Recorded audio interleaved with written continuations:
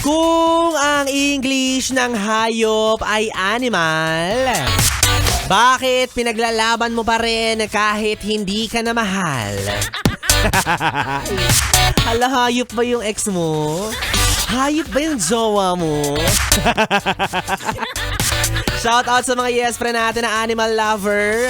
Kaya hindi ma-let go yung jowa niyang cheater, oo. Grabe naman. Alam mo, ikaw kapag tahasan ka ng niloloko, kapag harap-harapan na yung masasamang ginagawa sa'yo, hiwalayan mo na. Ano ka ba? Hindi yung pinaglalaban mo pa. Hayaan mo na siyang mag-run free in the Rainbow Bridge. Kasi diba, kumbaga kunyari sa aso. Oh, example, aso mo siya. Example lang naman, ito naman masyadong offended naman to eh. Kunyari lang. O kunyari aso mo siya. Tapos ang ginagawa mo, pinapakain mo siya sa palad mo. Tapos ang ginawa, sinakmal ka. Oy! Kumbaga, you have all the care, but the betrayal is also there. Sabing gano'n. Or in Tagalog, nagmalasakit ka na, niloko ka pa. Yan. Kaya kung ako sa'yo, magmamahal na lang ako ng totoong aso. Kesa naman sa, alam mo na, parang yung jowa mo, taong manloloko. Diba? Kasi yung mga aso, sureball, loyal yan sa'yo. Hindi yan gaya ng jowa mo na mahilig dumila sa ibang amo. Oy, pero ha, walang makakatalo sa loyalty ng mga aso.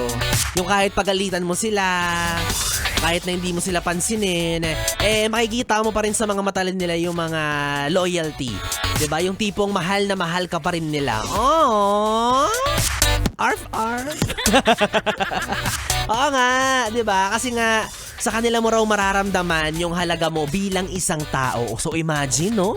Sa hayop mo pa talagang mararamdaman yung pagpapahalaga sa iyo bilang tao.